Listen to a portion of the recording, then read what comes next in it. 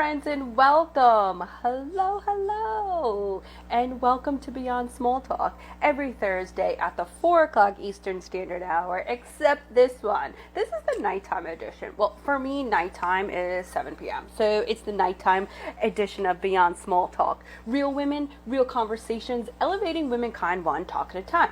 My name is Jackie Janik, and I'm a women's empowerment coach, helping women uncover their purpose and define their own path in the world. And today, you are watching Beyond Small Talk. Again, real women, real conversations, elevating womankind one talk at a time. And I'm really excited for today's co-host. Her name is Jenelle de la Rosa, and her handle is +size_professional. Yay! And you're on, and I'm so happy to meet her.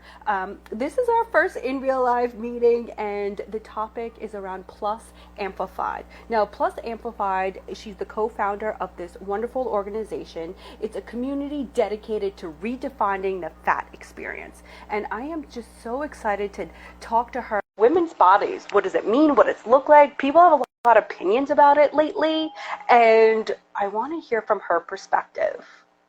Hi! Hi! Jenelle, nice to meet you. You as well.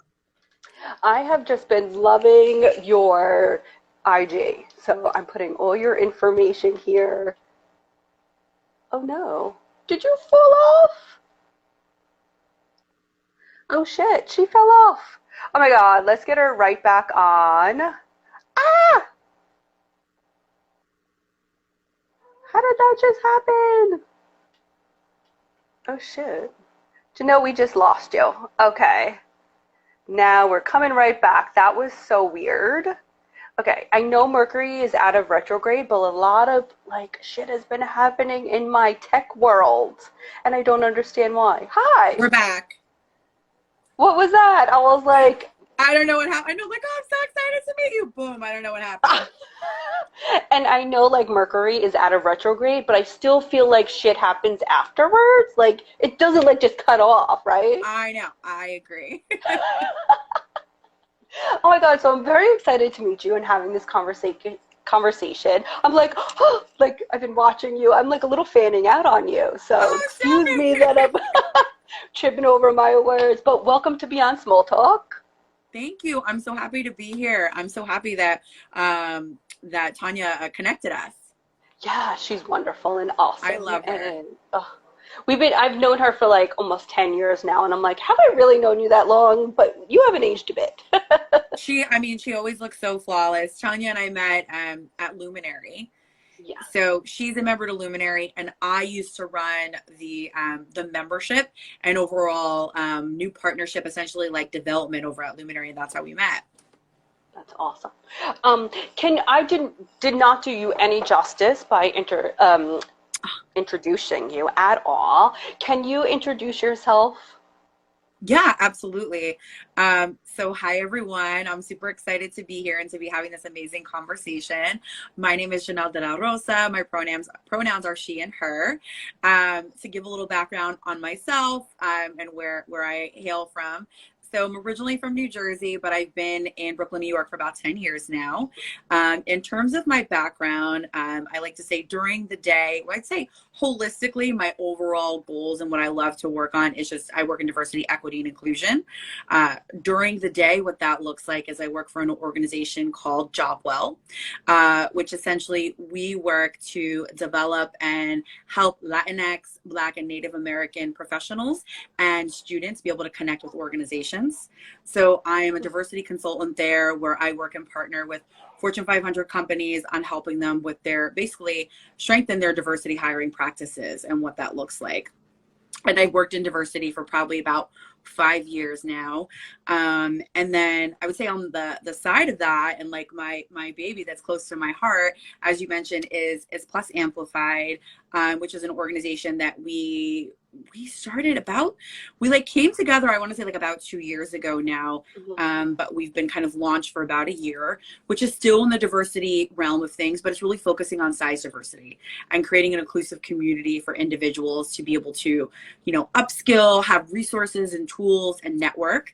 And in addition to that, I have a lovely show that I host once a week that is on IG Live with my good friend and actually roommate and co-host. Her name is Stephanie Malik. Her handle's at Bella Bombshell, and it's called ThicCity. And that show is really just, it's very fun and a nice departure from, I feel like, my other work is really fun and impactful, but it can be a lot more serious.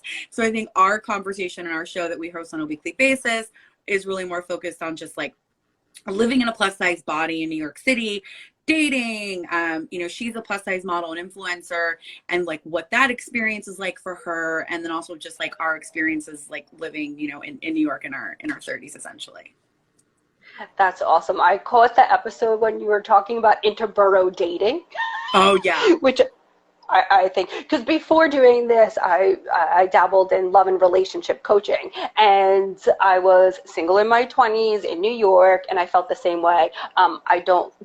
At that time, I mean, I'm 45 now, so like interborough dating, I wouldn't go to Brooklyn, and I was like, who was I? Like, Brooklyn wasn't as cool it is, like, I think now, but when you said Staten Island, I was dying, because that's my exact thing. I was like, Staten Island, who takes people from there? Interborough dating, like it's real. Like it's a real thing. Like if I have to take the subway and it's gonna take me more than an hour to get to you, like this is just not gonna work. It's not gonna work. And Mike, to answer your question in the comments, I grew up in Belleville, New Jersey, North Newark, so Essex County, so northern New Jersey. But yeah, interborough dating is real, and I find that now that I'm working remotely, which my organization, we're a tech company and all these things, but we gave up our office during the pandemic, so now we're fully remote. So now I really don't leave Brooklyn unless I need to. I don't blame you. I'm in Long Island City, which I don't know if you've been. I love Long Island City. Yeah, it's growing on me. I've been here now 6 years, and I moved because I, birthed a child and I needed more space. I lived on the Upper West Side for 14 years, before it was like it is now, or pre-COVID. And so LIC kind of is growing on me. Queens is growing on me because it's, different kind of people are in Queens. Love you, Queens. People. It's just different people. Yeah. Exactly. That's that. So I'm excited about this conversation. It is something that I think has been evolving during my day job. I'm in fashion eyewear, and I've done a bajillion photo shoots, things like this. And I'm one to blame that around retouching and altering photos. And I've realized that even my language and narrative around my body and size, that when my goddaughter Melanie chin checked me about 2 years ago, how what I say, and she remembers me talking about my weight and size, I was like, oh boy, what am I saying that my daughter's picking up at 8 years old, So I'm very interested in your perspective and this open and honest dialogue and conversation. Can you start with what is Plus Amplified, and what was your purpose around starting it, co-founding it? Yeah, absolutely. So the concept around Plus Amplified really was essentially, it's for women that really, we have specific different, I'd say specific focuses that we have in terms of like where our, one is a stylist, the other one again is a model and public speaker, myself being a diversity specialist and really, having that lens to speak to individuals from that capacity. The other is a weight neutral health coach. So I think we all came together and realized that we were consistently having this similar narrative, right? About community, about providing opportunities, about resources, tools. And we kind of looked at each other and said, there's this huge space and opportunity that we can really drive impact. What can that look like? Like, what actually is that impact that we can help to make, not only within our community? Because I think taking a full step back, we realized our privilege, meaning we're women that live in New York City. We have the ability to have a really beautiful community of plus size women and women identified individuals that we had the privilege to be around. So that helped to empower us, to give us that confidence, to give us that sense of community and belonging where we could be able to lean on each other in different capacities, whether that be from tools or resources or all these different pieces. And we took a step back and said, people all over the country don't have this. People don't have these resources, you know, and this was something that all of us had, again, you know, having our own journeys of living in fat bodies and living, you know, being plus size women and what that's meant to us, said, why don't we come together, pool our talents, pool these resources, these networks that we have, and let's think about how we can help the masses with this and what does that really look like, and really create this collaborative community, this safe space, safe intellectual space that we can be able to share with others, where they can be open, they can be honest, they can be real, and ultimately be able to come together, connect, and walk away with tangible ways that their lives can be better.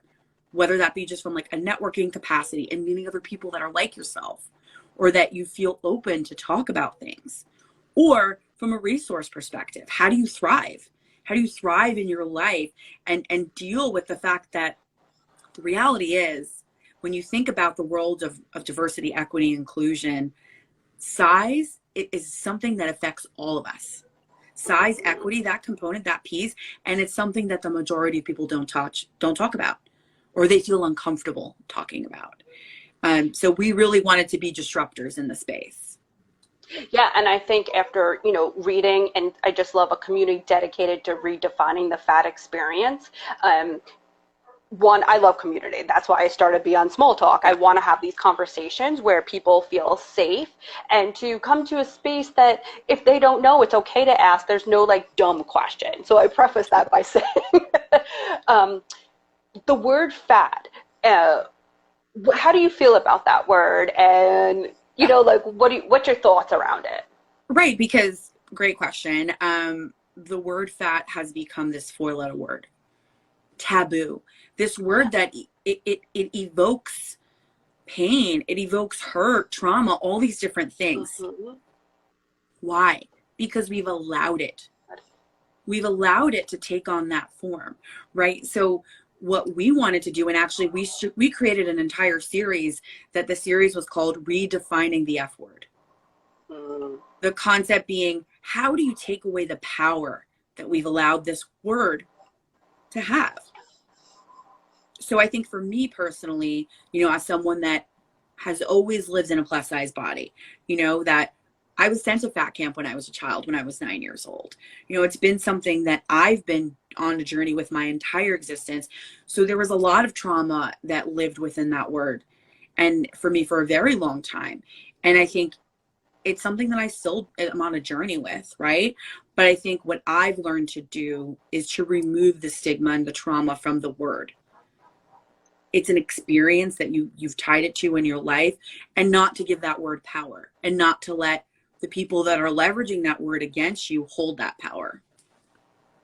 Yeah, that makes a lot of sense, because like when I think about the word fat, when I'm 45, so think about like when I started looking at fashion magazines and going into stores, and my mom has always, since I've been born, has been in plus size clothing. And I don't know, you're a lot younger than me, but when we were shopping, I remember where she would have to go, down in the basement in Macy's, in the back corner. Hasn't really changed. Not that much, right? So this is what has stayed in my mind when growing up and as a teenager, etc. I was always like, oh, I'm fat. Like I probably have said that word more than 1 billion times. I remember just growing up, and because the magazines, fashion, everything is put like this stigma of like, what does your size equal you as a human being? Meaning, like, I've seen people when I was younger, you know, look at my mom in certain ways, like, and I still hear it now. If you see a full figure woman eating, all of a sudden it's like, she shouldn't be eating that. Well, I'm like, what the fuck does that mean? Yeah, 100%. There's a stigma, right? There's a stigma around the word. There's a stigma around what it means also to feel comfortable in your body, in your skin, and being a fat woman, and it makes people uncomfortable, right? It makes people uncomfortable when Lizzo puts on the same outfit that Rihanna put on. But because Lizzo is comfortable in her body and is a plus size woman, people are offended by that. You know, it's the same reason why plus size creators on social media are shadow banned, or they're positioned in ways because they're showing more skin, because their bodies are bigger. They're not getting the opportunity to wear the same things that a straight figure woman would wear, right? So, and I think when you think about like the journey, you're talking about your mother, like it's the opposite spectrum for me. Like my mom has always been smaller, but kind of has always journeyed with her weight. And I think, you know, was always, and is still like always on like a perpetual diet. There's always something that she's doing, right? And I think the negative self body talk is something that it is, again, it's a journey. It's not something that changes overnight. And I think part of what we really wanted to do was help to open up those conversations about like, look, we all have those points of reference. We all have experiences, whether they be personal or other people, whatever it is in our lives, that you can now start to understand where those words are just not acceptable anymore. And you have to be able to understand, like, what does that evolution look like for yourself? Talking about it, being able to say like, okay, I'm comfortable in this body, right? I think I could go on and on about it all day, but. Yeah, no, I love this because, again, my age and just I've always grown up, loved and adored fashion, that I didn't see this, right? I didn't see, and I've always been a size predominantly around a 6'8", right? And then I had a baby and I was 38, 36 years old. It stayed on me. Like it just did. So then I worked and continue to work on accepting a different size that I'm in and dressing myself different, but more importantly, how do I feel in it? And I have to be honest, I struggle, and because I feel like it's years and years of messaging from when I was 4 or 5 years old until I'm in my 20s, and hearing my mom talk and my mom's friends talk and what I see on TV. And I remember when I was a kid reading those little fashion magazines in my teens, and I'm like, I know how I got here, right? And I work as a coach, and this is my place where I struggle with my weight and my perception of what other people see me as this weight. Or my sister works in HR, and she's like, well, it's true. When some full-figured people, women in particular, go out for jobs, she's like, it's true. People will look at you different. I was like, that's really fucked up. She's like, your age and your weight. So now I'm in my 40s and I'm good, I'm not a size 4. She's like, you will be perceived differently in maybe your skills level, your behavior, etc. I was like, that's messed up. Yeah, it's 100% true, right? And I think, I've worked in corporate America my whole life, right? I began my career in the health tech world, where I worked for a multitude of years, and then made a shift into diversity, equity, inclusion. And throughout that entire journey, I was always on the client-facing side, business development in all different capacities and what that looked like. And I can tell you candidly that I've been discriminated against, right, based upon my size in a multitude of different ways, whether that be not getting the job, or that, regardless of my skill set, right? Because you're thinking about a woman in sales, or they have to look a certain kind of way. What does that dictate? And it's all bullshit, right? And I think when I think about the conversations I have now with my clients, when we're looking through a racial equity lens, in addition to that, it's, I challenge them and say, let's talk a little bit about size diversity, and start to probe into their minds. And this is some of the biggest global companies in the world. And part of what the eventual evolution and growth for us on the Plus Amplified side is potentially for us to be able to go and connect with these organizations and provide them the same sort of trainings and development that you're now getting in these large organizations around diversity, of whether that be LGBTQ, veterans, individuals, from a racial equity perspective. Then I think size equity is a piece that needs to be involved in the conversation, because it doesn't matter what your color is, what your background is. where you could be the smartest person in the world, you can have the best pedigree, check all the boxes. If you look a certain way, you are going to get judged because of that unconscious bias that lives within all of us, because of the way that we've been conditioned from society, right? It's like you mentioned, from those fashion magazines. Like, I mean, I'm a fashion lover. I love it. I'm a huge vintage lover. I love fashion. I've always been the girl that also flipped through Bazaar, flipped through Vogue. Yeah. Used to, like, will never forget my first runway show, you know, all those different things that were so important to me. And one of the reasons why I shifted into vintage clothes is because I couldn't find clothes that fit me. Right? And you had to learn how to make do with what you had. You talked about your mom shopping in Macy's in the basement. Yeah. Guess what? That's still real today. The majority is like, as a plus size woman, we have a lot more options online. Yeah. But I can guarantee you, shopping in stores, and I'm a size 18, which is like, right, like small, middle, from like a plus perspective. I would say like a normal, like standard plus size is really like that size when you think about like a fit and all of those different components in the plus size world. Recently, I had to go get a gown for a wedding. I had ordered a gown online. It ends up not fitting, all these other reasons. Fine, whatever. It was my fault. I should have like sized up, because, you know, gowns are usually never their normal size. Fine. So I get the dress, and then I'm like, all right, well, I have like a short time frame, so let me just go drive out to Long Island. I'll go to the mall. Went to Roosevelt Field Mall. I know it. Yeah. So we're like, all right, there's department stores there. I'm going to find something. I mean, the shopping experience was so taxing emotionally. Like, I ended up walking away with a dress, but was it something that I probably would have picked, like, if that was the only, like, not the only option? Absolutely not. I went to these, you know, Bloomingdale's, Nordstrom, Macy's, and ended up buying a dress in Macy's, having to go to the plus size section that was in the basement. It's still in the basement? Still on the bottom floor, on the same floor as like houseware and cookware. Yes. In the corner, but out of Bloomingdale's, Nordstrom, it was the best option that I was able to find. And it was horrific to me. And there's this, the founder of Mega Babe, which I'm not sure if you're familiar with Mega Babe. I follow her. Yeah. So Katie Sterno, she did this whole story about her shopping experience. Yeah. And she was like, in Soho. And it's like, we live in one of the biggest cities in the world. Also, the plus size community, 65% of the entire population of the country is above a size 16. Yeah. We're the majority. We're not the minority. We're the ones spending the dollar. Like, why do we have to shop in a basement? It's crazy.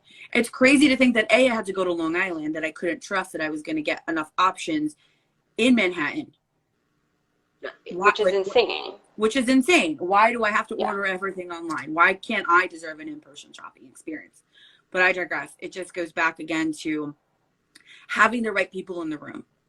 Having the right people in the room, and this goes the same when you're talking about any sort of across the board, like developing inclusion and equity, right? You have to start at that inception piece. When you're planning and you're developing your line, when you're planning and developing your organization, you have to have the right people at that seat with you so that it becomes an inclusive thought and an inclusive narrative. Versus if you don't, then guess what? It's just not going to end up making sense. Mm-hmm. And this is what's happening. I didn't even know that till I saw Kate, and I follow her. I think she's hilarious. Yeah, right? First of all, she just like have a really good personality, and she's entertaining. And during COVID, whatever, I have ventured into new sizing, and I am now that jean size of like over 31. Right. Mm-hmm. I'm not over 31. I didn't even know that I didn't have that option to find that in the stores until I saw her shopping experience. I was like, that is so messed up. Like, I didn't know. And, you know, that's my fault and my naiveness that I've been 10. Like, in my late, I've been 10. So you could find that stuff, right? But like, right? You don't know what you don't know. That's just what it comes down to. And now that I'm entering and it is what it is, I'm like, I can't go to a store. And then if you try and buy things, that means you have to put all this money up front, order online, wait a few days, then try everything on. It's so much more to do to Yeah. find, like, I was like, I just want a pair of jeans that I feel good in. Like, I don't Yeah. even give a shit at this point. What's the brand? What's the price? What? I just want to feel really friggin' good in a pair of jeans. Right.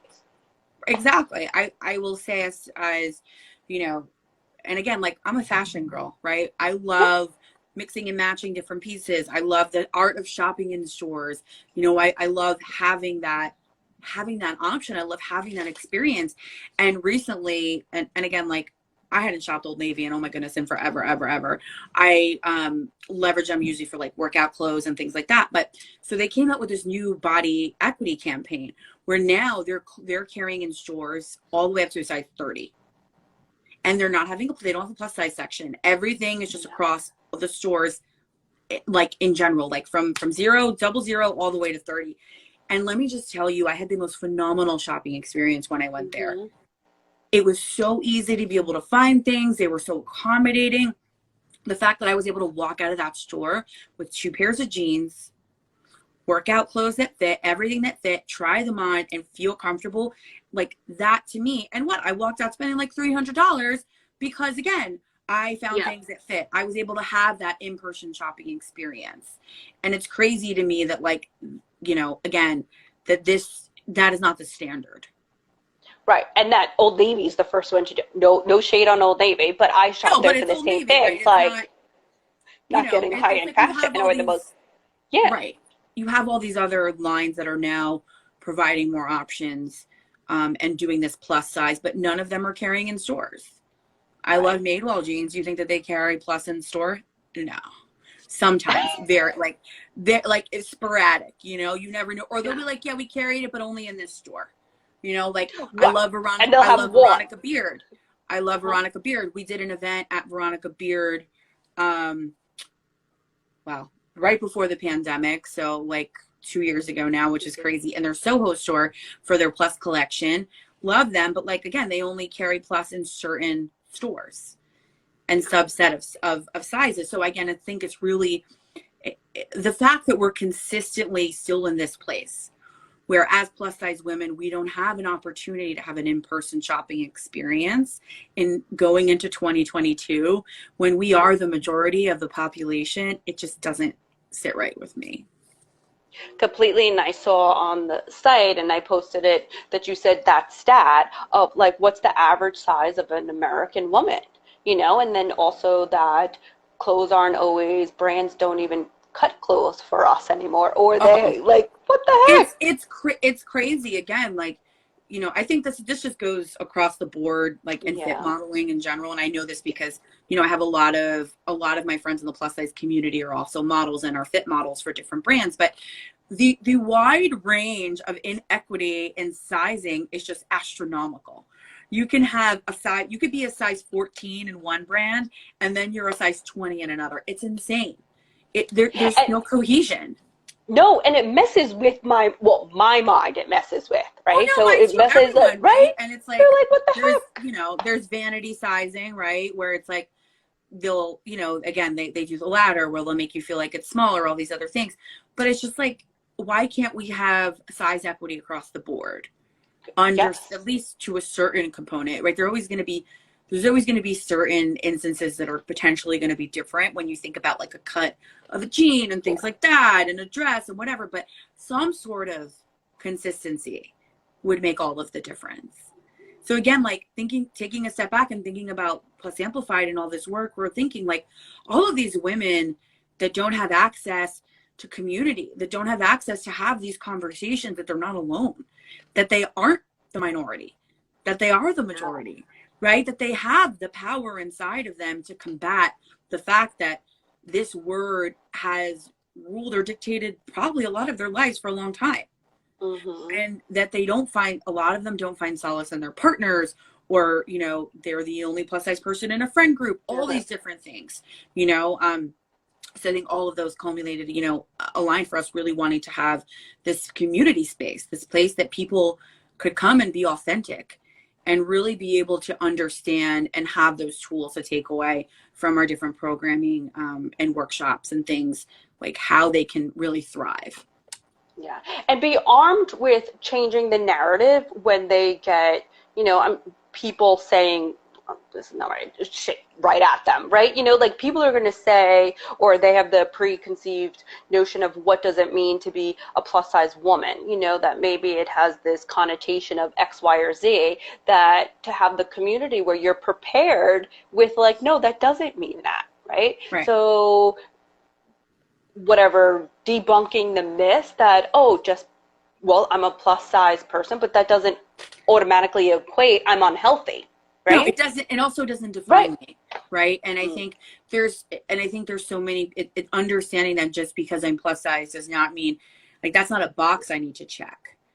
You know what I mean? Like it is it is part of how I identify, in the sense that I portray myself to the world, because I own it. Cause I know that, hey, I'm a plus size woman. This is me in all of my glory, and whatever that may look like.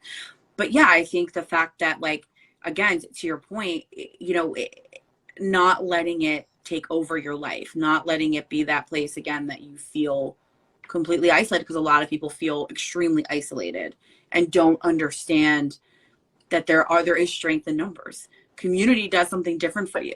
Even for, like, honestly, for myself, right? Like I mentioned, I went to fat camp when I was 9 years old, and it was horrible. But the beautiful thing from that was I was able to make this great group of friends that I'm still friends with to this day. That we have our own group chat where, we live all across the country. We still stay connected because and that was really like my first taste of community and the power that it has. So I was able to say, oh, I'm not the only one. Mm-hmm. I'm not the only one. There's other people that feel this way. There's other people, and you end up feeling strength from that in For many sure. different ways. Yeah, that's why I started Beyond Small Talk. I was jonesing even more community and having these conversations. That's why I call it Beyond Small Talk, like real conversations with women who are willing to get a bit uncomfortable Mm-hmm. or a lot uncomfortable. I've had some conversations on here where I was like, oh, I'm getting real. But that's where the growth happens, right? And Totally. that's where the support, and that's where my mind now, I have mind shifts, right? Yeah. Like and I evolve, and I just love it learning from women who experience their whichever topic we're on, every day inside and out. And I love how you said that it's part of you, but it doesn't define your whole being. Yeah. And I really, for women, this is my takeaway from you. Like, that's what I need to and would like to keep in the front of my mind, that my size isn't defining my whole being. Yeah, and it doesn't, and it shouldn't, right? And I think, to your point, you No. talked about, just because I'm plus size doesn't mean that I'm unhealthy. That's so true. No. I think we have these unconscious biases about Yeah. everything in life, right? Because of society and because of the way that it's been ingrained in our lives. And you're not that much older than me. I'm 36. So but again, thinking I about, have an age thing. You can yeah, see my mindset. Like, I'm working on that, and I've been chin checked several times on Beyond Small Talk. People are like, you are not that old, girl. And I get I'm not. It's just, again, one of those unconscious bias that I've yeah, been living with, yeah. But and it's for a fair really because long time. as women, Yeah, our age and our age and the way that we look and our weight are two but ways that we're defined. You're in this parity. 100%. You're attractive. You're not attractive. Or I hear Period. you're attractive for an older woman. Right. I get, You're oh, pretty. You're pretty for a big. You've got a great face for a big girl. You're pretty for a fat girl. Like all these other things. And I think, you have to learn to understand and feel comfortable within yourself. And yeah. it doesn't happen overnight, and it is a consistent journey. I have days that I'm like, oh God, I hate my body. I have days that I don't feel great in my skin, but then I check myself and I remember who the fuck I am, and I think it's about having that aha moment and coming back to who you are and realizing that you are more than what society depicts as defining you.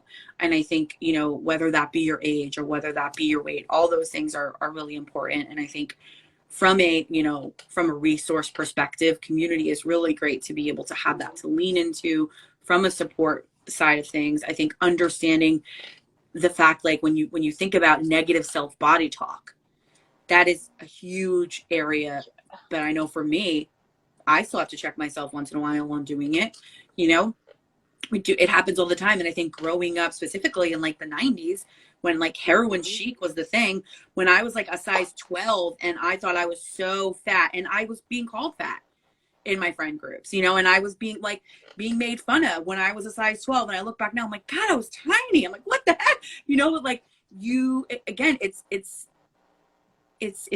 society, right? And I think understanding all of those components and thinking that this is what they're thinking of me, but this is who I am, and trying to come back to that and remove that self-body, that unhealthy, like that negative self-body talk, whether that be about your age, whether that be about, you know, your weight and the way that you look in that outfit or whatever it is that day. I think learning healthy ways that you can speak to yourself, that you can like positive affirmations, they work. They work. Looking at yourself and saying, I'm beautiful, I'm amazing. Like those things are going to help you feel actually good. And you fake it till you make it, right? Like you fake it until you start to feel that, oh my God, I really am that person. And then people are going to see that person.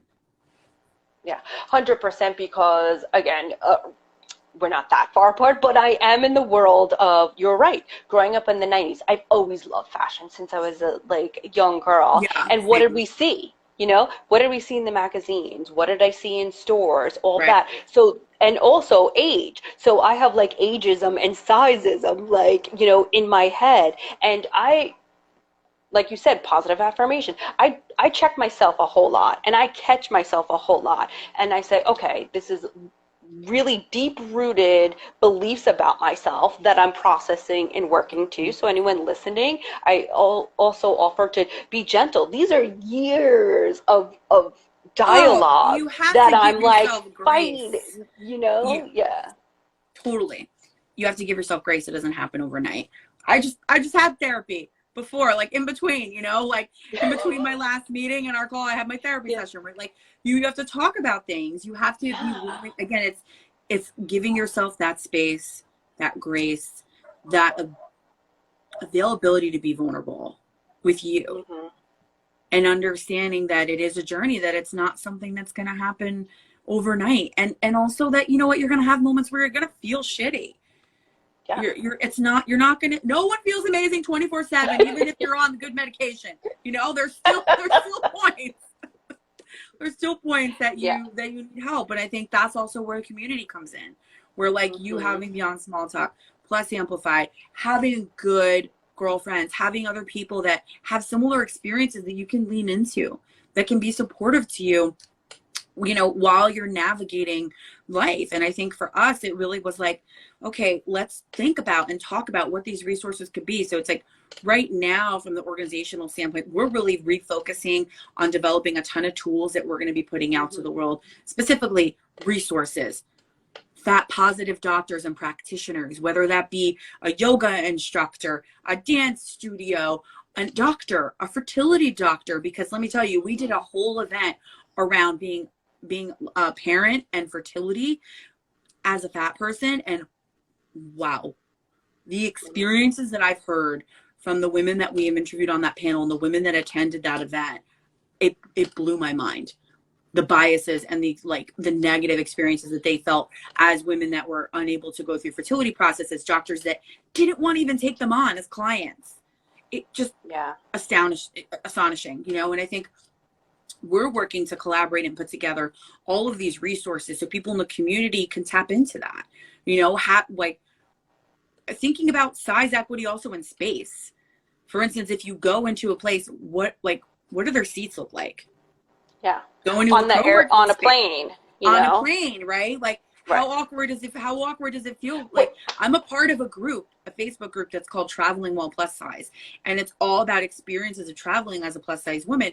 Well, what experience did you have when you had to get a seatbelt extender on this flight? And what did that look like? And what was that conversation? And all those things, all of that is so important to have people to be able to reflect upon it with.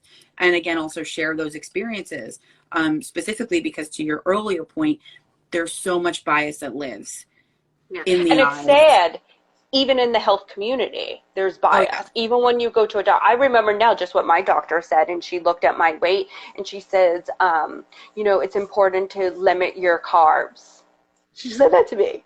And I guess because of my age and my weight combo, she said and now that I think about it, I was like, what? Like, that's not something that you should say. You don't need you to tell me a specific diet that I should be on.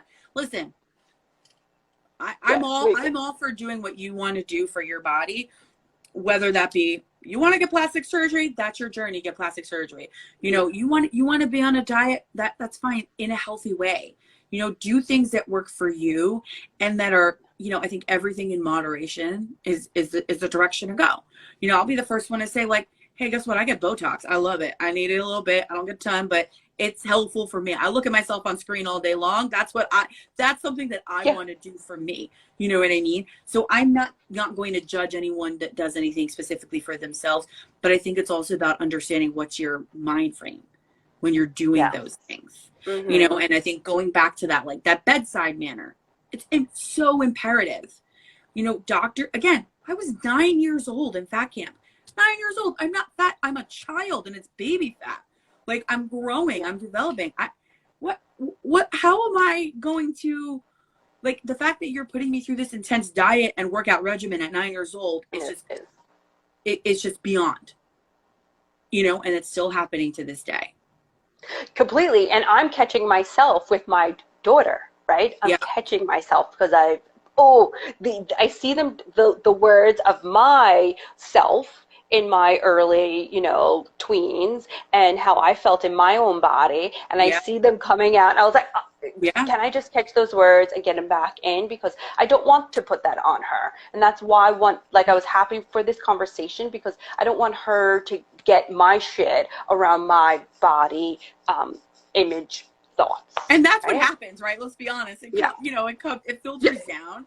And it's even still to this day, like, I love my mother to the moon and back. She's an amazing woman. And I've told her all this, and she knows, and she attends a lot of our programs, you know, and I always tell her, get ready for the book. And, but, you know, I think, and part of what I say is like, look, you have definitely triggered me and provided, you know, weight trauma issues, and you still say things that are triggering me now. And now as an adult woman and as someone that understands the words that affect me in that negative way, when she says things like, you know, maybe you shouldn't eat anymore, or, like, I can always tell if she doesn't like my outfit, doesn't think it looks flattering on me, because she just won't say anything, right? Or the fact that, like, the photos, like, that she has hanging up in the house, like, most of them are like when I'm thinner, like all these different things, like people equating, again, thinness to healthiness to happiness, when that's not necessarily thin to happiness. When you don't know what someone's going through. You know, I know a multitude of people that have struggled with eating disorders, whether that be, you know, as plus size women, which is a whole other conversation in terms of people even acknowledging them, or, you know, again, if you could be anorexic, or you could be the perfect weight in theory from society standards and be completely unhealthy. So I think, you know, there's so many different ways that you can look at it. But again, going back to how I've learned to leverage and communicate with my mother about those things, is I'll tell her, hey, this is making me uncomfortable now. Could you please do me a favor and not talk to me directly about my weight? I feel uncomfortable about it. Or not do negative self-body talk about yourself to me, because that's triggering for me. Because if you're sitting there calling yourself fat, and I know that you're smaller than me, then what does that say about me? Then I'm going to start to get in my head. Then you're triggering me. And then I'm now starting to think, oh my gosh, I'm so fat, all these other things. And then that negative trauma, the circle just goes back around. Mm. My mind is just thank you for saying that, because I was like, my mom will, nonchalantly be like, "Oh, is that the lipstick you chose today?" Mm-hmm. I mean, what does that mean? Oh, she No. tells me, "Does that fit you well? Does Yeah, that exactly. fit Do you you have well?" anything else that's a little more flattering? Yes, that's not Yeah. flattering. Is that That's like not really, older people's favorite or word? even saying that something is flattering Flattering. to you, Yeah. right? And that's something that I always have said forever. And like I've have to like really work on not saying that. Because now when I think about it and leveraging those words, like, oh, that's so flattering on you, you're saying that's making me look good, but maybe what I was wearing before didn't. And flattering for what? For the body that I'm in, because it's not societal beauty standards. Yeah. So it's those things, those terminologies that have been ingrained in us that we're using all the time. We're just not realizing and unpacking and understanding, again, like the bias that lives in them and the implications that can come from that. And I think, and you can see my cat in the background. Yeah. but Okay. I think that's James. But I think, just overall thinking about those words and unpacking it, it's the same thing. We do the same thing in diversity and like in diversity work from a corporate perspective, from a racial perspective, or from, again, your pronouns area, right? Like those are things that we never used to think about growing up, like in the 90s No. and or in the 80s. Like that was just not, that just didn't even matter. So now as we're continuously evolving and we're unpacking that, hey, these words are powerful to us because we're giving them that power, but how do we modify our behaviors, have that mindset shift, which is ultimately what it comes back to, your own personal mindset shift, so that you can start to understand, how can I make changes in some of the ways that I'm communicating to other people and to myself. 100%. And that will have a ripple effect, with your Exactly. community, with your family, with my daughter, with my goddaughter, that still I hear her saying, "That's what you said. You called yourself fat." And I was like, wow. And it's, The little ones are listening. Like the kids they are are, listening. These little young girls are listening. So they thank are, you for it's that. important to remember that, right? And it's like my mother would say, but I'm talking about myself. What is that? Like, why are you offended? Mhm. Well, you're visibly thinner than I am.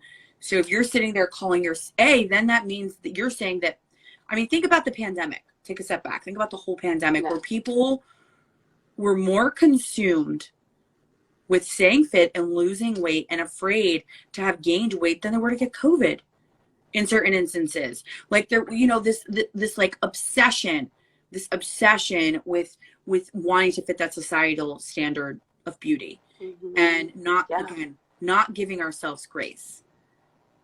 And the reality is like, dude, I definitely gained quarantine 20, like that I'm working now on, because I used to run around the city all the time. I was always at Yeah. meetings, networking events, all the things.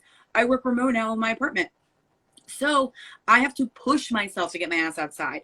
I have to create new routines that are going to help me move my body so that I feel better. Create new Yeah. eating patterns, again, that thinking about, so making sure that I'm taking care of my body and all of those things. But again, like, that doesn't mean that I'm hating my body. It just means that for me, I know where I feel the most comfortable. And I'm like, maybe I'm a little bit past that point. So let me figure out how I can get back to that comfort place and what that looks like. And I think it's addressing it in that space versus just saying, I'm horrible, I'm fat. Again, thinking about giving that power to that word, giving that power to that word, or having that negative conversation with yourself versus saying, okay, we've been going through a global pandemic. People have been dying left and right. Our entire world's got completely thrown upside down. Give ourselves some space, give ourselves some grace. A lot worse things have happened to people in the past 18, 19 months than you gaining a couple pounds. Yeah. That, because I can't fit in my jeans. Like, move on. So thank you for that mind shift for me, to, change the narrative of when I look in the mirror and when I talk to myself, that it's been a insane 18 months. And yeah, I had less movement. Just like you said, I was working, going in the all around. Now I'm sitting in a chair for how many hours a day? Exactly. And, you know, figuring out how to get in the movement, figuring out how I'm a mother, a friend, a wife, running, you know, my side business, like doing all of that, just give ourselves some space and some grace that, yeah, I gained pounds. Like, I did. And figuring out, like, being a woman in her 40s, what do I do now? Because when I was on different weight journeys in my 20s and 30s, it looks very different than me in my 40s. And right. Totally. give myself And a I'm break. dealing with that also in being now in my mid 30s of like, what is that? It's totally different from when I was in my early 30s or my late 20s. Yeah. I'm like, oh crap. Okay. I have to do things differently. I have to move Right. around. I have to have different intentions around that. And I think it all goes back to understanding that we're constantly evolving. Our bodies are growing. Our bodies are changing. The world has completely flipped on its head. Give ourselves some space. Give ourselves the opportunity to say, we're still doing it. Our heads are above water. We're showing up for, how do you show up for yourself, right? Because you're showing up for everyone else also every day. Like you said, you're a wife, you're a mother, you know, you're a businesswoman, you're an entrepreneur, all these other things, but how are you showing up for you? And what are different ways that you can make sure that you're doing that in a healthy way and communicating to yourself, I love myself. I love myself. Maybe I want to continue to evolve and feel better about myself. How do I do that in a way that is sustainable and healthy? Thank you. Thank you. Thank you. That's an excellent ending. Oh my God, I can talk to you for hours on this topic. We have so many things in common. I mean, one, fashion. Like, I just love to talk to people. I know. I feel like we definitely have to talk offline and all the things. Like, yes, we should meet up at Luminary or something one day.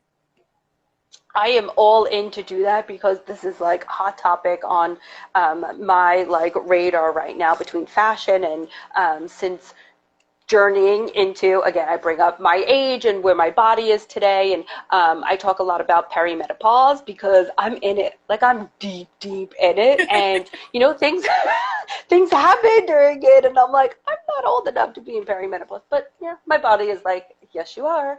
So thank you, Jenelle. Can you tell everybody, and I'll put it in the show notes, like where we can find you and how to connect? Absolutely. So my Instagram handle is +size_professional.